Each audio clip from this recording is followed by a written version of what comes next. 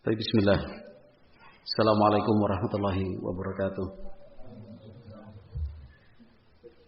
Innal hamdalillah nahmaduhu wa nasta'inuhu wa nastaghfiruh wa na'udzu billahi min shururi anfusina wa min sayyiati a'malina. Man yahdihillahu fala mudilla lahu wa man yudlil fala hadiyalah. Asyhadu an la ilaha illallah wahdahu la syarika lah wa asyhadu anna Muhammadan 'abduhu wa rasuluhu la nabiyya ba'dah. Qala Rabbuna jalla wa ala fi kitabihil karim, ya ayyuhalladzina amanu taqullaha haqqa tuqatih wa la tamutunna illa wa antum muslimun. Fa inna asdaqal hadits kitabullah wa khairal huda huda nabiyyina Muhammadin sallallahu alaihi wasallam wa syarrul umur muhdatsatuha fa inna kulla muhdatsatin bid'ah wa kulla bid'atin dhalalah wa kulla dhalalatin finnar. Ikhwati fillah rahimakumullah. Siang ini masih di 10 hari pertama bulan Dzulhijjah 1443 Hijriah, tanggal 7. Beberapa saat ke depan kita sebatas mengulang dan memurajaah beberapa hal yang sebenarnya sudah pernah bahkan sering dikaji dan dibahas.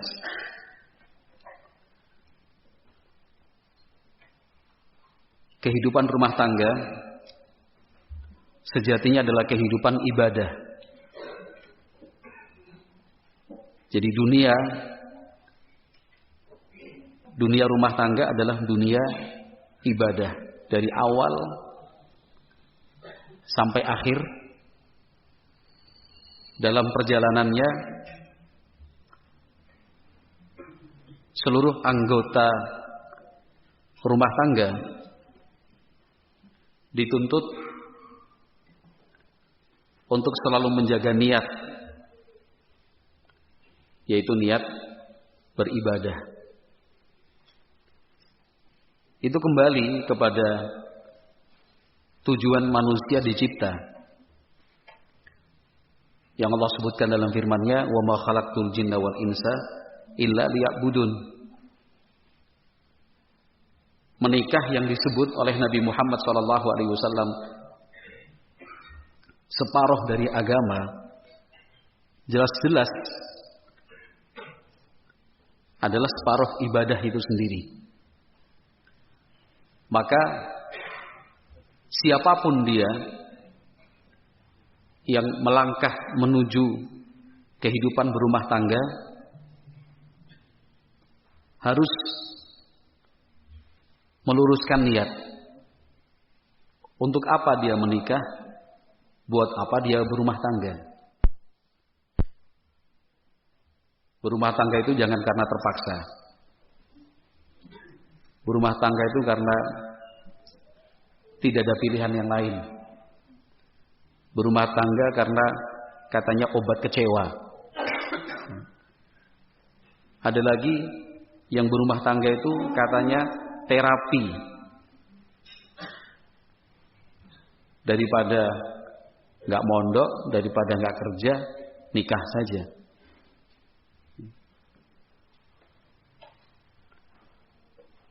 Ada lagi yang menikah berumah tangga tujuannya semata-mata karena harta. Karena si A kaya raya, bagaimana dia mendekati, bagaimana dia bisa menarik baik laki-laki maupun perempuannya. Ya tujuannya itu cuma numpang hidup saja. Karena berharap dia kalau sebagai suami, istrinya sudah kaya raya, punya usaha, ada kerja. Seperti itu juga seorang perempuan ingin diperistri oleh seseorang karena dia berpikir dan bermimpi setelah menjadi istrinya semua kehidupan akan tercukupi. semata-mata faktor harta. Ikhwati fillah rahimani wa rahimakumullah. Di dalam agama kita kriteria utama adalah agama. Ketika Rasulullah sallallahu alaihi wasallam berbicara tentang sifat ideal seorang istri, beliau menyebut ada 4 poin yang harus diperhatikan. Mulai li jamaliha, faktor paras dan kecantikannya, wali nasabiha, nasabnya, wali maliha, hartanya, wali diniha, ada karena faktor agama. Beliau mengarahkan fadzfar bidzatid din taribat yadak. Prioritaskan dan pilihlah calon istri yang memang agamanya baik.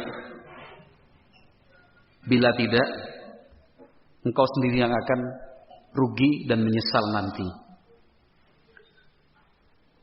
Di sisi yang lain, Nabi Muhammad SAW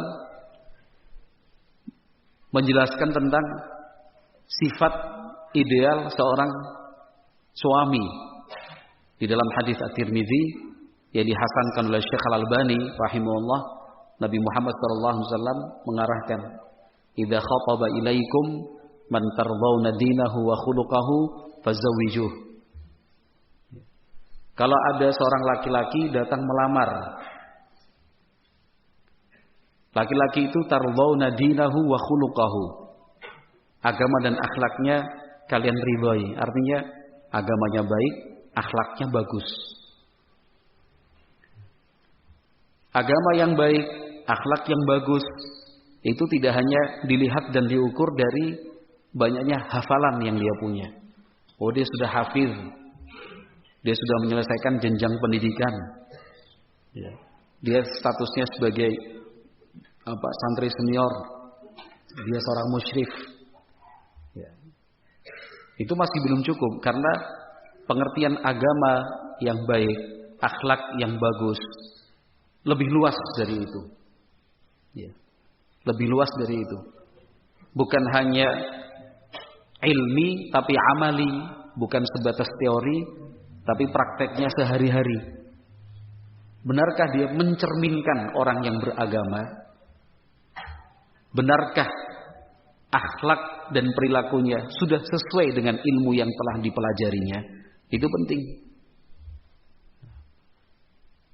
Intinya Nabi Muhammad SAW benar-benar mengarahkan. Kedua hadis ini yang kita baca tadi, sasarannya dan objeknya kan bukan hanya pihak yang akan memilih, bukan hanya pihak yang memilih, bukan hanya keluarga laki-laki memilih-milih calon wanita yang baik yang mana, bukan hanya disasarkan pada keluarga perempuan, pilih laki-laki calon menantu yang baik seperti apa. Tetapi sabda Nabi Muhammad SAW ini pun ditujukan kepada calon pelaku rumah tangga. Nabi Muhammad SAW yang bersabda, "Idza khataba ilaikum man tardawna dinahu wa khuluquhu fazawwijuh." Hadis ini bukan hanya ditujukan kepada pihak keluarga perempuan, tapi juga kepada yang laki-laki datang itu. Berarti kalau ingin menikah, jadilah seorang laki-laki yang berkepribadian baik, agamanya bagus, akhlaknya mulia. Akhlaknya mulia. Coba bagaimana Islam, ikhwati fillah rahimakumullah, benar-benar menitik beratkan, menjadikan faktor agama sebagai penentu dibandingkan faktor-faktor lainnya. Kenapa? Harta Tidak ada yang bisa menjamin apakah memang akan bertahan lama atau dalam waktu singkat hilang, tidak tersisa. Kecantikan itu relatif, termasuk juga ketampanan, itu relatif. Bagi sebagian orang katanya cantik, yang lain bilang tampan, tapi yang lain bilang enggak begitu cantik, enggak begitu gagah. Kalaupun disepakati atau mayoritas menilai cantik, tampan, berapa lama akan bertahan kecantikan dan ketampanan itu? Akan habis dimakan waktu juga. Karena umur itu tidak bisa disiasati. Usia tidak dapat dibohongi. Walaupun dia pakai kosmetik termahal di dunia, dia pakai operasi plastik, yang paling berteknologi tinggi, meskipun perawatannya tiap hari, tiap malam, itu akan percuma. Karena umur tetaplah umur. Yang namanya usia akan terus berjalan. Nasab, apa yang bisa dibanggakan dari nasab? Kalau hanya bercerita ayahku, kakekku, buyutku, nenekku, buyutku, moyangku. Mereka sudah meninggal, hanya tinggal cerita. Yang menjalani kehidupan siapa? Neneknya? Bukan. Yang menjalani kehidupan siapa? Moyangnya? Bukan juga. Yang menjalani kehidupannya dia. Agama yang Nabi Muhammad SAW perintahkan, fadzfar bidzatid din, pilihlah yang baik agamanya, itu sudah langkah tepat untuk membuat standar dan kriteria. Permasalahannya adalah bagaimana dengan yang sudah terlanjur ini. Itu kan yang disampaikan Nabi Muhammad SAW bagi yang akan menikah, yang akan menuju kehidupan berumah tangga. Kalau yang sudah berumah tangga, bagaimana yang sudah menikah belasan puluhan tahun lamanya? Dikejarlah ketertinggalan itu. Kalau dulu karena belum paham dan tidak begitu mengerti tentang kewajiban belajar agama, sekarang ambil napas panjang-panjang, lari dengan cepat, kejar ketertinggalan itu. Ikhwati fillah rahimani wa rahimakumullah. Siapapun yang melakukan sesuatu dengan niat ibadah, Allah akan mudahkan. Allah akan mudahkan. Tidak ada kesulitan yang tidak bisa diselesaikan. Bagaimana tidak seorang hamba yang taat, tunduk, patuh menjalankan perintah Allah Subhanahu wa taala, apa mungkin dipersulit? Apa mungkin dibuat rumit? Enggak mungkin. Allah akan berikan jalan itu. Walladzina jahadu fina lanahdiyannahum subulana. Jelas itu, pasti. Pokoknya siapapun yang niatnya benar, tujuannya memang betul-betul ibadah, itu pintu-pintu kebaikan terbuka. Pintu-pintu kemudahan selalu ada. Maka sebaliknya, ketika menjalani kehidupan rumah tangga, ada kesulitan-kesulitan yang dihadapi, ada problem dan persoalan yang terus-menerus datang dan susah untuk diselesaikan, maka yang dikoreksi adalah niatnya apa berumah tangga. Apa tujuannya menikah itu? Luruskan dulu niatnya. Betulkan dan benarkan kalau itu sempat melenceng dan sempat bengkok. Luruskan. Ada sebuah hadis Rasulullah SAW di dalam Sunan Abi Dawud dan disahihkan Syekh Al-Albani 1350. Rasulullah SAW menggambarkan untuk kita kehidupan rumah tangga Islami itu seperti apa. Nabi Muhammad sallallahu alaihi wasallam bersabda, "Rahimallahu rajulan qama minal laili fa shalla fa ayqadha imra'atahu fa shallat fa in abat rasya fi wajhiha al-ma." Nabi Muhammad sallallahu alaihi wasallam bersabda, Allah merahmati seorang suami. Tengah malam dia bangun salat. Tidak lupa dia ajak istrinya untuk sama-sama bangun. Lalu sama-sama salat malam. Kalau istrinya menolak, susah untuk ikut dibangunkan, rasya fi wajhiha al-ma. Dia percikkan, bukan siram. Ya. Rasya itu mercikkan. Bukan dorongan benci, tapi karena sayang. Ya. Rasya fi wajhiha al-ma. Dipercikan air. Ya enggak satu gelas juga ya. Percikan aja. Di wajah. Kalian yang bujang jangan mikirin. Jangan terlalu dalam bayangkannya. Ya. Jadi pemuda yang soleh dulu. Ya, jadi pemuda yang soleh. Kalau jadi pemuda yang soleh nanti dapat istri yang soleha juga. Kan begitu. Enggak usah bingung, enggak usah pusing. Besok istri saya gimana? Enggak. Kalau kamu baik, Allah kasih yang baik. Itu sudah jaminan itu. Ngapain ragu? Jadi orang soleh dulu. Baik. Apalagi di zaman sekarang. Di zaman sekarang itu para wali putri, orang tua yang punya anak perempuan itu kebingungan nyari calon menantu. Kenapa? Karena yang masuk kriteria itu terus terang di zaman sekarang susah kita menemukan kriteria menantu laki-laki yang baik. Jadi kalau kamu baik, kamu akan dicari. Kalau kamu jadi anak muda yang soleh, duduk manis, udah dibisikin, kapan mau nikah mas? Iya. Serius ya, begitu. Tapi kalau kamu nggak baik, kamu datang ke sana, kamu cari ke sini, kamu kumpulkan informasi, fulan. Itu.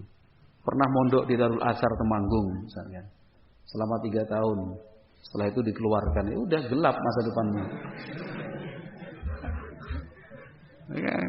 Gelap masa depanmu. Kan pasti kamu akan ditanya. Dan itu hak orang tua perempuan untuk mencari tahu sejarah hidupmu. Kamu di mana? Kamu lahirnya di mana? Orang tuamu pernah belajar enggak di sini? Dicek dan itu hak dia. Ya kan? Siapa namanya ini? Tahun berapa nyantri di Temanggung ini? Aduh, dikeluarin enggak. Sana. Akhirnya frustasi kamu. Sampai tua enggak nikah akhirnya. Ya, mau menyalahin siapa? Mau menyalahkan pondok? Mau menyalahkan pengurus kok enggak ngasih rekomendasi? Ya, salahkan dirimu sendiri yang tidak pantas untuk dapat rekomendasi. Ya kan? Jadi sebelum terlambat ya. Jadi anak muda yang baik-baik. Baik. Dan Nabi Muhammad SAW dalam riwayat Abu Dawud tadi itu bukan hanya menyebut suami, tapi juga istri. Beliau melanjutkan rahimallahu imra'atan qamat minal laili fa shallat wa ayqadhat zawjaha fa shallat fa in aba rasyat fi wajhihi al-ma. Allah merahmati seorang istri. Malam dia bangun untuk salat. Dia ajak suaminya juga untuk sama-sama salat. Kalau suaminya tidak mau, menolak, dia sabar. Artinya susah bangun, dipercikan air di wajahnya. Kurang apa gambaran ibadah yang disebutkan oleh Nabi Muhammad SAW? Ini kan saling melengkapi. Kadang istri lelah, kadang suami capek, sehingga bangun malam untuk tahajud, qiyamul lail terlewatkan. Tapi dengan adanya istri yang mau mengingatkan ketika suaminya capek. Ada seorang suami yang mau mengajak istri ketika istrinya lelah. Akhirnya kehidupan rumah tangga itu full dengan ibadah. Full dengan ibadah. Jadi tiap hari, tiap malam yang ada di depan mata dan di hadapan mereka adalah Ibadah apa yang bisa kita kerjakan? Itu tadi contoh yang pertama, salat. Contoh yang kedua adalah infak dan sedekah. Al-Imam Al-Bukhari rahimahullah meriwayatkan dari Ummul Mukminin Aisyah radhiyallahu anha. Nabi Muhammad sallallahu alaihi wasallam bersabda, "Idza anfaqatil mar'atu min ta'ami baitiha ghaira mufsidatin kana laha ajruha bima anfaqat wa li zawjiha ajruhu bima kasab wa lil khazini mithlu dzalik la yanqusu ba'dhum ajru ba'dhin syai'a." Rasulullah sallallahu alaihi wasallam bersabda yang artinya, bila seorang istri berinfak, nyumbang, bersedekah dengan mengambil makanan yang ada di rumah tanpa merugikan anggota keluarga, karena memang lebih, atau mungkin orang lain yang lebih membutuhkan, nanti untuk keluarganya dimasakkan yang kedua kali. Yang dapat pahala siapa? Semua yang terlibat itu dapat pahala. Kana laha ajruha bima anfaqat. Istri dapat pahala. Kenapa? Karena dia yang berinfak. Wali zaujiha ajruhu bima kasab. Suaminya nggak tahu. Siang-siang ada pengemis datang. Suaminya baru bekerja, pulang petang. Si istri di rumah karena melihat ibu-ibu yang mengemis itu memang dirasa membutuhkan dan memang terlihat memerlukan. Diambillah makanan, dibungkuskan, lengkap dengan minumannya, cari botol mineral, masukin, kasih.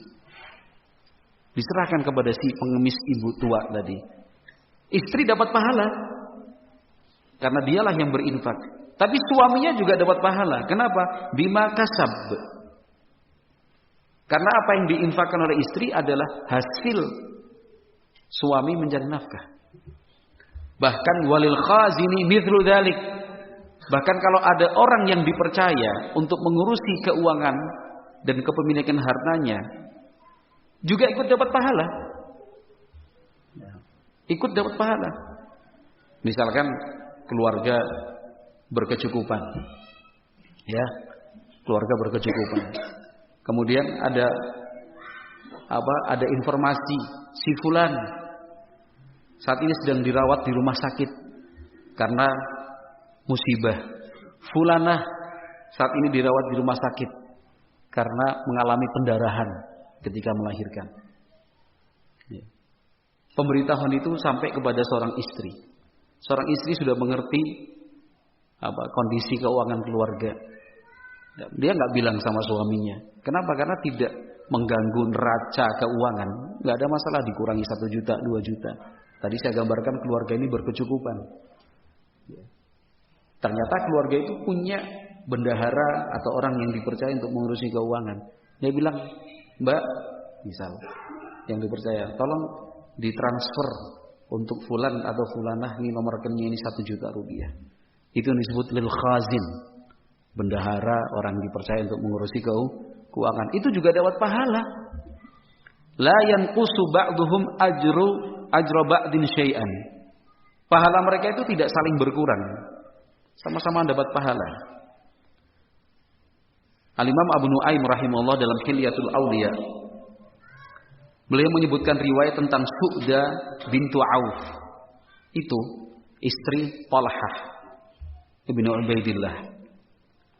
Kata Su'da, nama istrinya, dakhala alayya Talhatu dzata yaumin wa huwa khasiru nafsi. Suatu hari Talhah pulang ke rumah, terlihat susah hati. Dalam riwayat yang lain, dakhala alayya Talhatu wa ra'aituhu maghmuman. Kata Su'da, hari itu Talhah pulang, saya lihat sedang bersedih.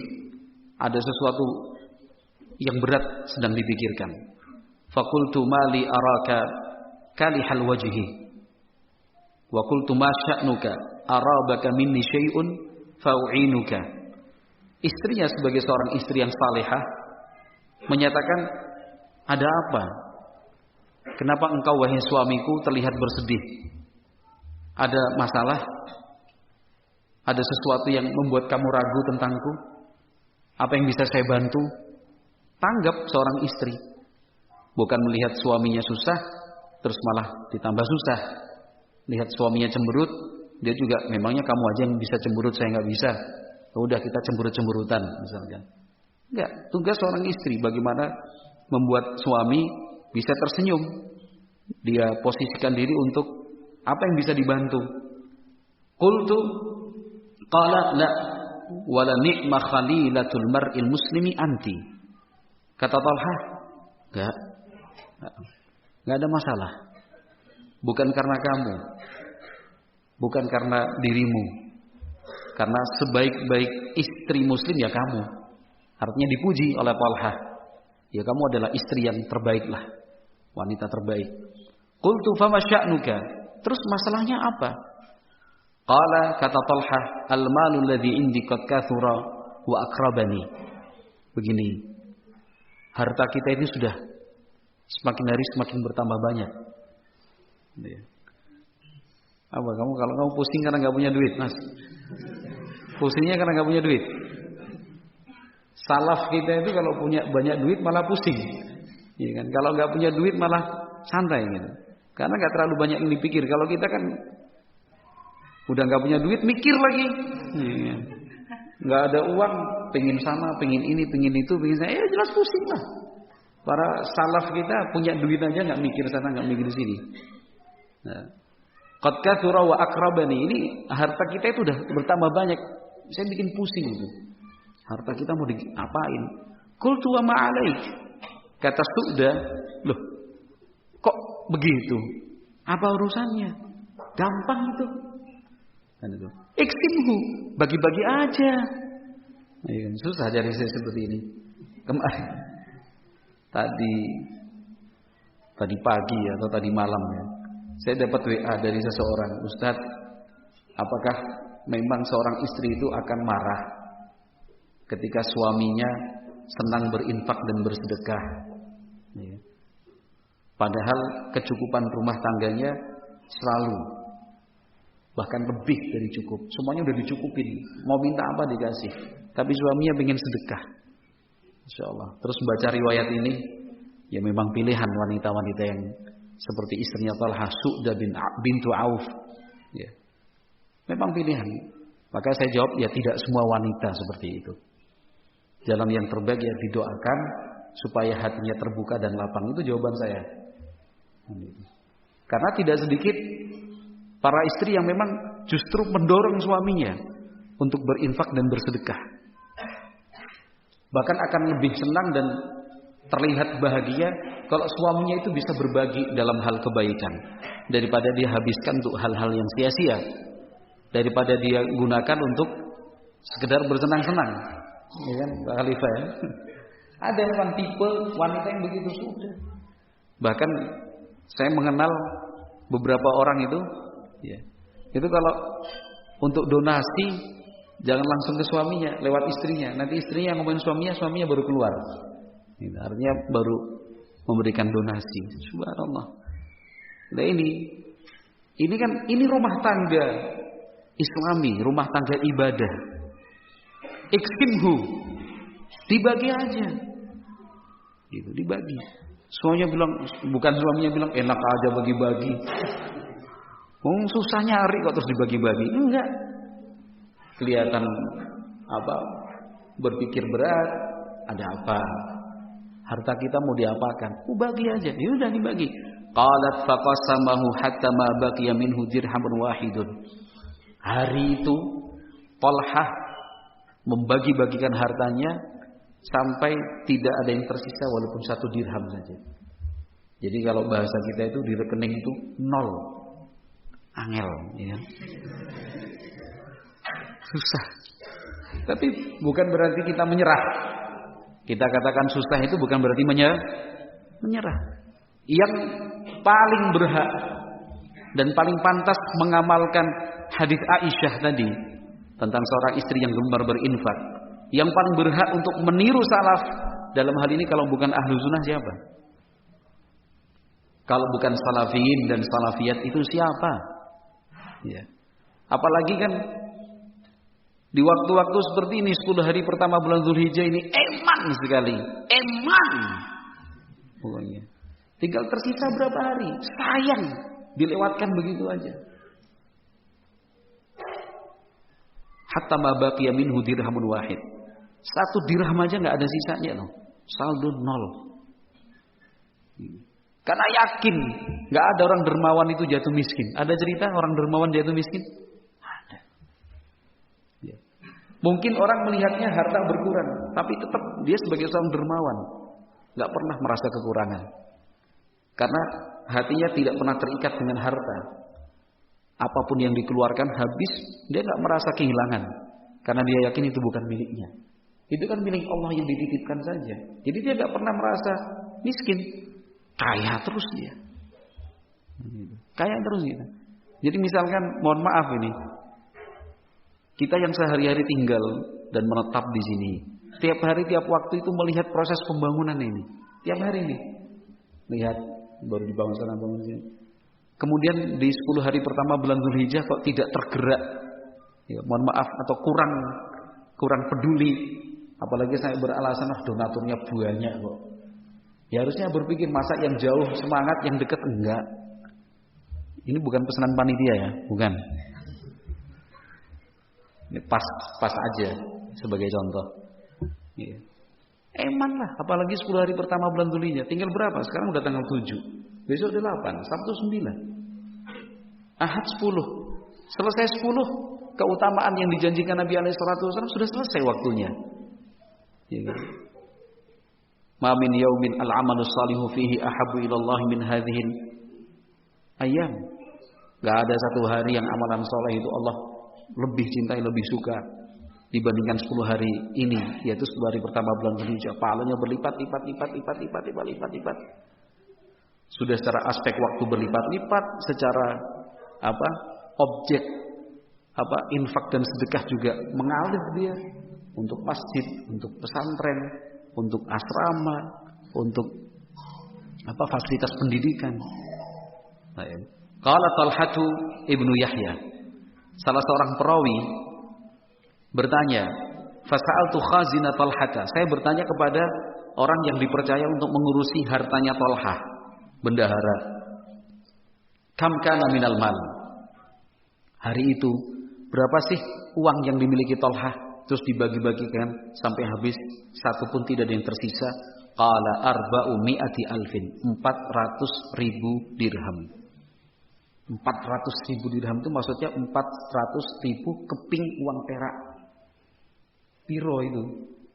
Berapa karung itu? Berapa Abu Hisham? Uang perak 400.000 keping. Dalam satu hari dibagi-bagikan. Itulah gambaran keluarga Muslim. Sama-sama semangat untuk beribadah. Sama-sama semangat untuk beribadah. Apapun itu saling mendukung, saling menguatkan. Kenapa? Karena memang menikah itu ibadah. Berumah tangga itu adalah niatnya untuk beribadah. Para salaf kita rahimahumullah, bahkan mohon maaf, sampai urusan ranjang, hubungan suami istri, itu juga tidak hanya sebatas hubungan suami istri.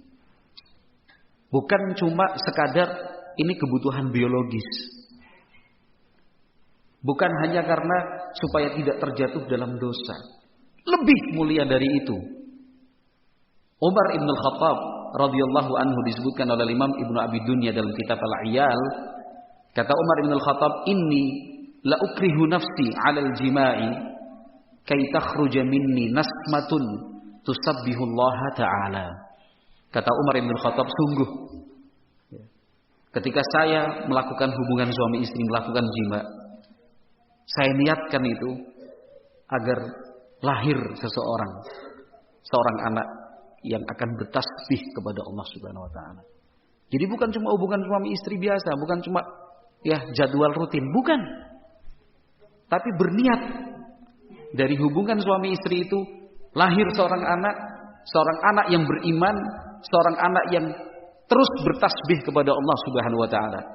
Al-Imam Ibnul Jauzi rahimallahu taala mengajarkan untuk kita, disebutkan dalam kitab Talbis Iblis halaman 263, rubba jima'in hadatsa minhu waladun mithlu Syafi'i wa Ahmad bin Hanbal fakana khairan min ibadati alfi sanah. Coba cita-cita itu tinggi itu. Bukan cuma rutinitas, bukan cuma aktivitas hubungan suami istri kebutuhan biologis saja, bukan, itu terlalu rendah kalau tujuannya seperti itu saja.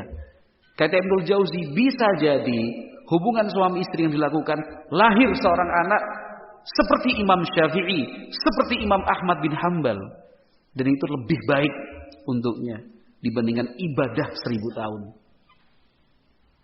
Jadi berumah tangga itu bukan cuma senang-senang aja. Menikah itu bukan cuma mikir yang enak-enaknya aja. Niatnya apa? Niatnya harus baik, niatnya harus ibadah, niatnya untuk taat kepada Allah Subhanahu wa taala. Bahkan, mohon maaf saya ulangi lagi, hubungan suami istri pun niatnya itu mulia. Bukan cuma sedekah ini. Memang benar sedekah. Nabi mengatakan wa fi bud'i ahadikum shadaqah. Hubungan suami istri lakukan itu adalah sedekah. Tapi bercita-citalah, mudah-mudahan nanti lahir seorang anak seperti Imam Syafi'i, seperti Imam Ahmad bin Hanbal. Nabi Sulaiman alaihi salam disebutkan dalam Sahih Bukhari. Beliau mengatakan apa? La atufanna lailata ala tis'ina imra'ah kulluhunna ta'ti bi farisin yujahidu fi sabilillah. Yang kita bahas adalah niatnya Nabi Sulaiman.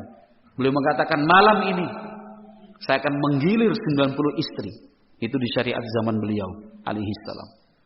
Dengan harapan apa? Semuanya masing-masing melahirkan seorang kesatria yang yujahidu fisabilillah, yang akan berjihad di jalan Allah Subhanahu wa taala.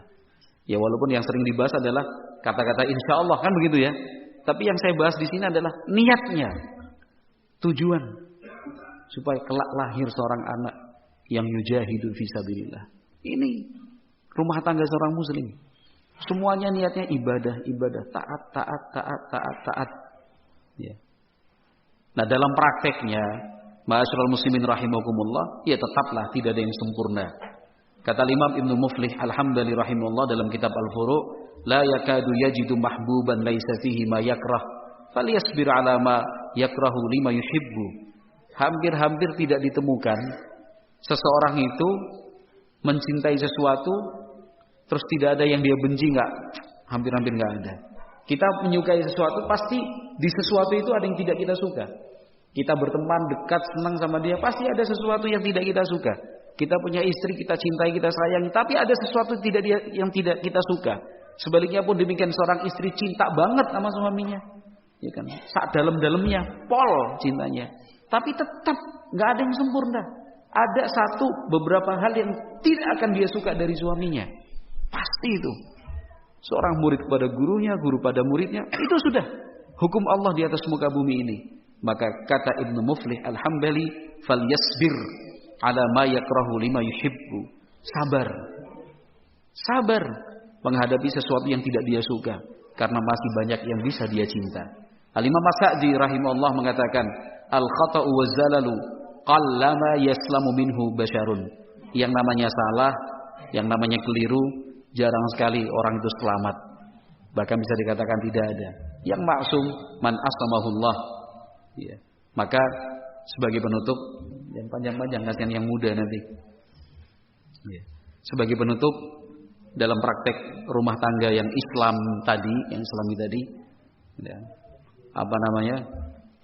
yang harus perlu terus diingat adalah sifat at-taghaful. Ya. At-taghaful itu berusaha tutup mata, berusaha untuk pura-pura tidak dengar, ya kan? Yang sudah dilihat, yang sudah terlanjur didengar, ya pura-pura dilupakan, seakan-akan nggak pernah terjadi. Salahnya, kurangnya, atau mungkin ada ketersinggungan, sakit hati, dan kecewa, hilangin cepet. Al-Imam Al-A'mash rahimahullah, Sulaiman bin Mihran mengatakan at-taghafulu yudfi'u syarran katsiran. Diriwayatkan Al-Imam Al-Baihaqi dalam Syu'abul Iman. Al-A'mash mengatakan at-taghafulu, yang namanya taghaful tadi, artinya sudahlah, lupakan saja. Enggak usah diingat-ingat. Yudfi'u syarran katsiran, itu bisa memadamkan sekian banyak kejelekan dan keburukan.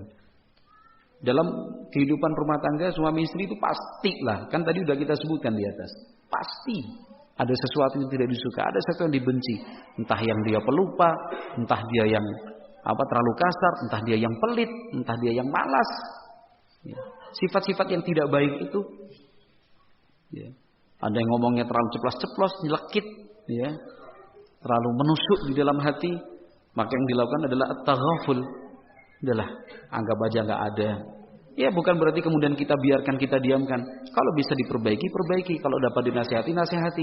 Kalau kita sendiri yang tidak bisa menasihati, ya mudah-mudahan nanti di suatu majelis ilmu, tersampaikanlah nasihat, sehingga tidak secara langsung dari suami atau istrinya, tapi dari penceramah, pemateri, itu akan lebih baik.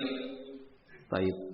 Utsman bin Zaidah, beliau wafat tahun 155 Hijriah, mengatakan al-afiyatu asyaratu ajza'in, tis'atun minha at-taghaful.